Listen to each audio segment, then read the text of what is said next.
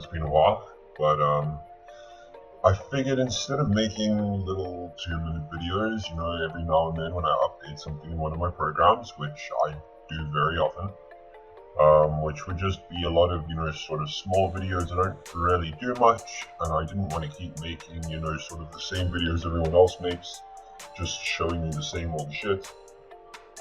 So I figured I'd wait a bit until I had something a little more substantial.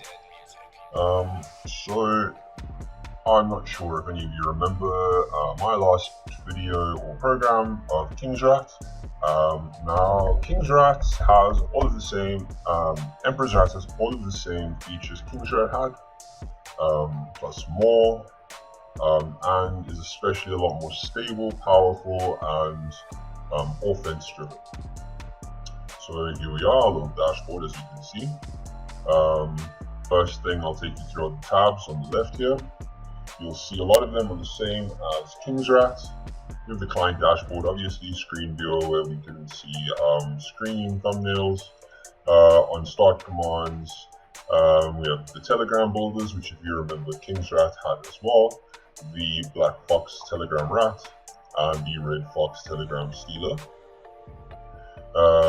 We have EmperorRAS, which is the Android controller that has been put into Emperor. If you do remember, Kings had Sphinx, which I may still put back, but for the time being, I'm using my EmperorRAS, which gives us a whole bunch of options here as to what we can do with the phone. We have live screen viewing, fun panel, SMS manager, key logging, live microphone, phone, all that good stuff.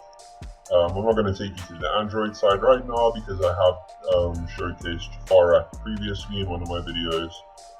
And if you guys don't remember what EmperorRAS is, there'll be a link at the top. And here's a little clip.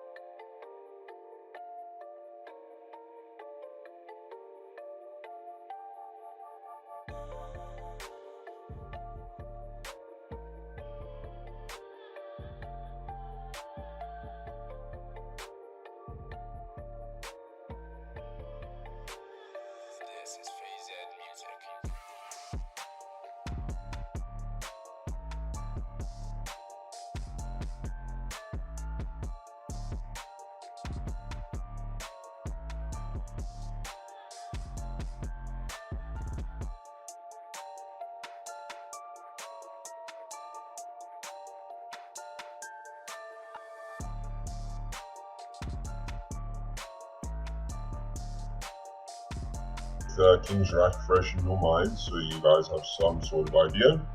We'll get back to Emperor. So you'll see here we have the silent VNC, which we had inside EmperorRAS as well. The difference being in EmperorRAS, the silent VNC is version 2.2, whereas in EmperorRAS it was 1.4. I'll show you some of that now. We have the log menu and then just some extra plugins you can get for Emperor. Golem Crypto, however, and the silent VNC does come with EmperorRAS, and the rest are then premium plugins. So going back to our dashboard, we can go up here to the menu. We have a couple things. We have some extra premium plugins: Red Eye, Macro Plug, WinRacer.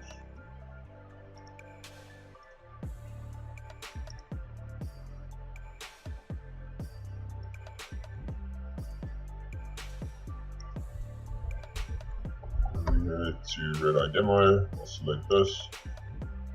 It will fill in our box and we can say save. What this will do is basically save us an image file, which isn't extension spoofed, it is a legitimate image.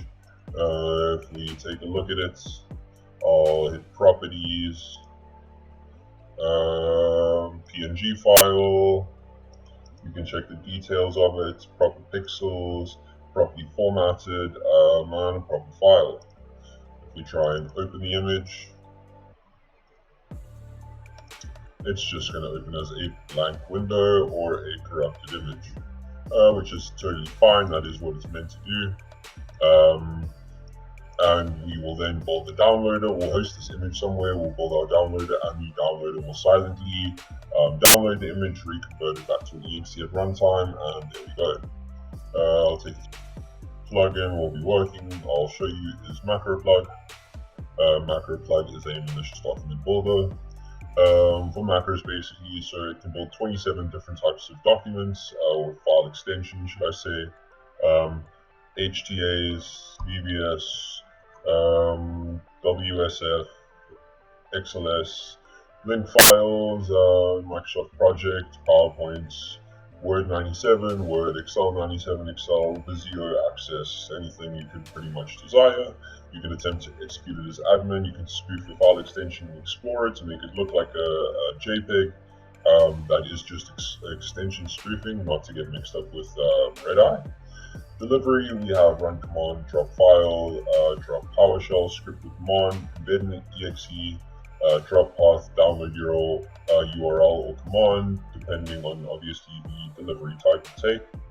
Our next plugin I'll go through, WinRacer, which is a WinRAR silent exploit, which you will give it a payload, it will build you a RAR archive, and upon opening that, the user will see whatever false documents or files you have put in for them to see, and your payload will silently be added to startup under a CLS name instead of a file name, making it even harder to find, and even if you do find it, it's incredibly hard to delete. Our next plugin will be MagmaClip, which is a crypto flipper. Anti-VM, anti-DNSpy, run on start, set hidden. We have a clipboard check delay, set system, mutexes obviously. And upon building MacroClip, it will give us our little wallet subsection. As you can see here, we have 42 different wallet types, crypto wallets or e-wallets that we can use to substitute in. Cash App, Yandex, Strongcoin, Neocoin, Zcash, Donalds, Dogecoin, Perfect Money, Stellar, Monero, Ethereum, Bitcoin Dark, Bitcoin Cash, Bitcoin Gold, Binance, whatever you want. It's on here. If it's not on here, let me know and I will put it in. Next on the list of things, we can now go to the bottom. We have port forwarding automatically using NGROC, the external logging, so our little log window here. If we want to minimize Emperor, we can do so. If we want to close it, we could just use our little log window to view. We can also check thumbnails from here as well. We have blacklist obviously, and settings are for webhook notifications, Slack, Telegram, Discord, or custom webhooks. As I said, Golem Crypto comes included. Anything on the left side of the menu you have, the right side of the menu is premium plugins. We have Mania Signer, which will sign your payloads with any valid HTTPS URL certificates to make your payloads look more legitimate. We have PE Union, which is not to be used as a crypto, but it has been put in as a binder because it allows us to choose different stubs depending on the program type. It allows us to apply some padding, change the manifests, change some version info malt, and as well as allowing us to change the stub, it allows us for the items to either invoke our file or run PE. Both of these are very useful options. Let us see. Now we'll get on to the meat of it. In the exploit builders, we have RTF exploit builder for CVE 2017-0199. We have Somberload, which is a file downloader, which gives us a couple options here. It gets add files to Defender exclusions. We can change the assembly info, obviously add our files, choose where to drop them, and whether we want to execute them or not. we have HT vector, which is an HTA file downloader silently. It gives us a couple options. We can use stub A or stub B. Stub A allows us to use encryption on our payload. Stub B doesn't, unfortunately, but that is okay. Up here you can add any valid HTML scripting that you want the user to see from within the HTA application. So as a header, remember this needs to be properly HTML formatted. If you don't know how to write HTML, rather skip this, make a blank HTA document, and carry on with your day, as it doesn't really matter. Just for brevity's sake, we can even do some neat styling if you know HTML styling.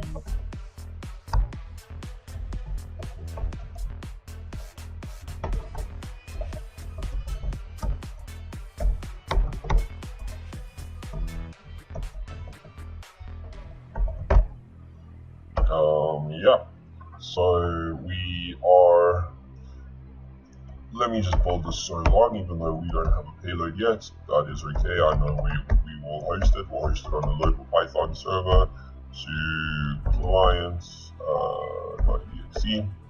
We'll use stub A, no encryption, and sure, we'll go ahead and execution. We'll build this and it will create our HTA payload. We'll carry on for now. We have Disco Lift, which is a tool that scrapes for tokens, passwords, and it will send all your information back to a Discord webhook for you. You can hide the console, get screenshots. Disco Lift is included, though there is a premium version which does scrape memory and RAM for any CC data that there may be. Then we have Spider's Web, which there is a keylogger inside Emperor, which is, the normal keylogger. Otherwise, we have Spider's Web, which is a persistent low-level keylogger, which gives you some customization options, either a C# Visual Basic payload. You can make it a form, app, console, or a DLL library. You can choose the quality of the screenshots that are sent back to you. You can show errors. You can choose your email information as either a Google SMTP server or a custom one. Set the log size that it sends back. Test mail. Building options, we have an exe build, DLL build, shellcode build, and a rootkit build.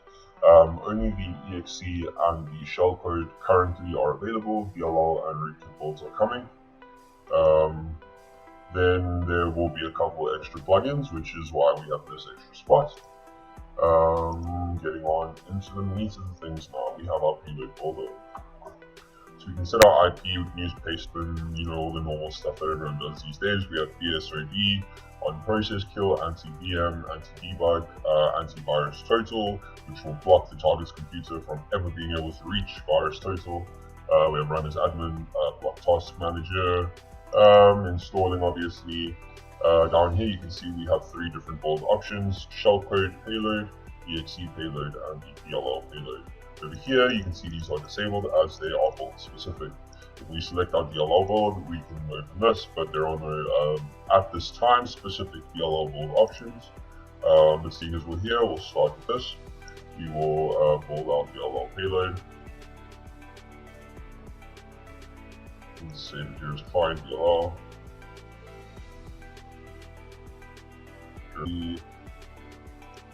Now I'll just copy the payload over to the target system.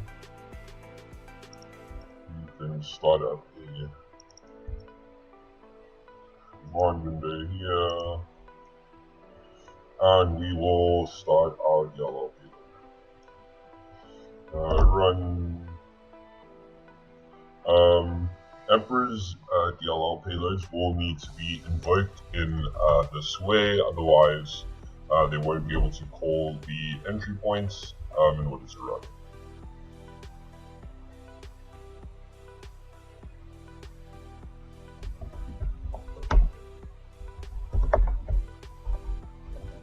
run DLL32 client common name.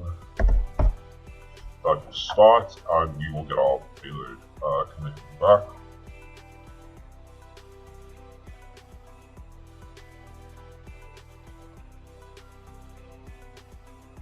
There we go. As you can see, client version is the DLL stub. Windows 11, we have surveillance, hidden VNC, which you can activate from the menu instead of having to open up the whole server separately. We can go ahead and just send the VNC over.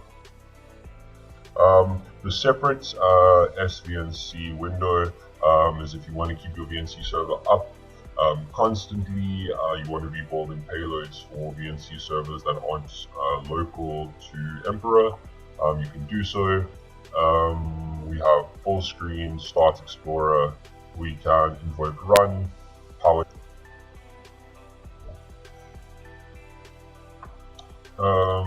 We have remote shell, remote screen, remote camera, regedit, file manager, process manager, netstats, record events, program notification, event logging, killing. For control, we have sending a file, running shellcode, message box, chat, visit website, change wallpaper, keylogger, file search, Python, silence installation, 2.7, 3.9, malware. We have DDoS, ransomware, disable Windows Defender, removing Microsoft patches, security or feature patches that are installed with Windows Update Manager, password recovery, pretty straightforward, disable UAC, power exploit framework, exploitation framework. We have Magma Tuple, which we can invoke from here and automatically send our payload over instead of building a payload that we may want to send whenever. Miners, we have Monero and Ethereum. If you do not have the premium plugins, you will just have a regular Monero miner builder and Ethereum miner builders. If you have the premium plugins, we have silent injection for both Monero and Ethereum, which are unable to be seen on the client side, as it will inject into low-level processes, and every time it detects something like Task Manager open or Process Explorer, it will pause the process up until it is able to run safely again. We have a system wiper, which will wipe the entire system of the target, leaving their system essentially unbootable. System control, you know, the regular things. We have bypass UAC with silent cleanup for an exe payload fun helper, exe runas for exe DLL, comp management launcher for exe print nightmare for DLL, bar UAC for DLL, sweet potato exe or DLL, and win bypasser, which is the new 2022 Windows 11 UAC privilege escalation exploits, installation, scheduling tasks, normal install. We have scareware features, which are the regular things to plug in. You know, obviously scare your targets, turning their monitor off, hanging the system, locking the screen, the mouse, playing audio, webcam. We can turn the lights on or off. I think that was a great feature. We can hide the desktop, we can show the desktop, hide the taskbar, show the taskbar, you know, block input for how many seconds, hold the mouse. Information, we have system info and we have sidejack, which will basically inject a process into the target machine, which will return us a good, nice informational page on what we are able to hijack in order to gain higher privileges.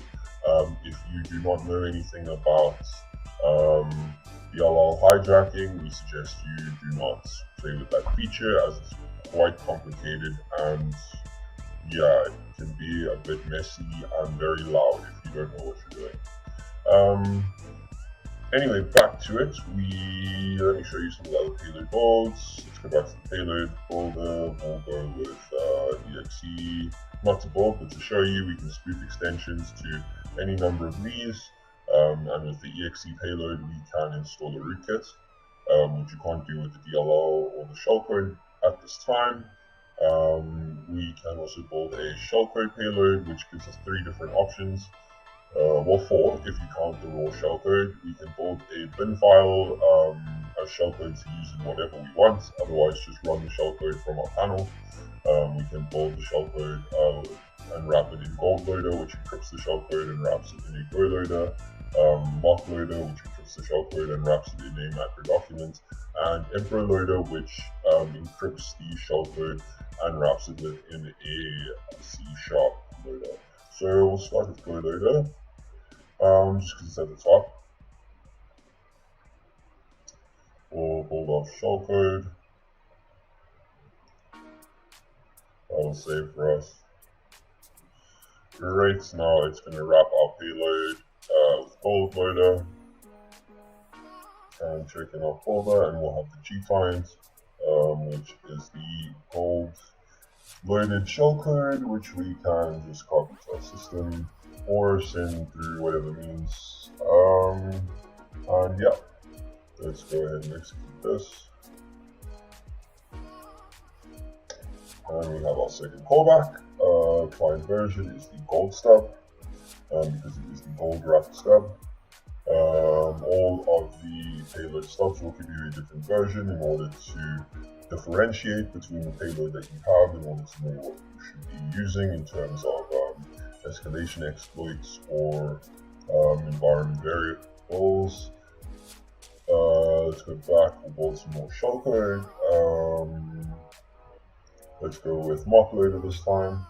Make sure I set a mutex for the payload. This one will take a second. We can save our shellcode. Great. Now it's going to wrap that in mock loader for us. Give it a second to finish.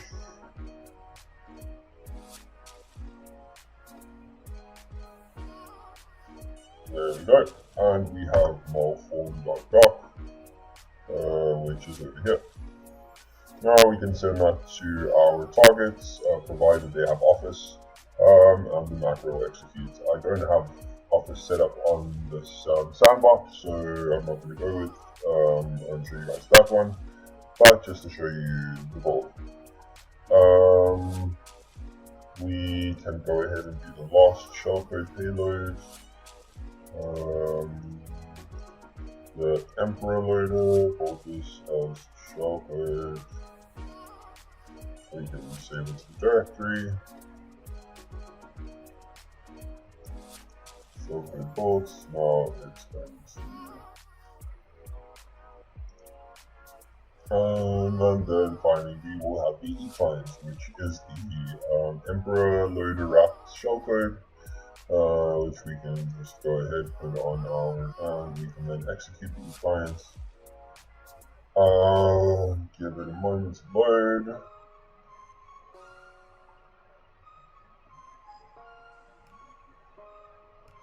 And there we go, now we have the shell stub, stub. And yeah, so that's basically payload building, differences in versions, the availability of various different exploits, malware features, from miners to clippers to password recovery, removal of patches, Windows Defender disabling ransomware, inflammation, scareware. I hope you guys enjoyed this video. Updated videos and all that coming soon, and hopefully as normal content from anyway, hope you guys have enjoyed.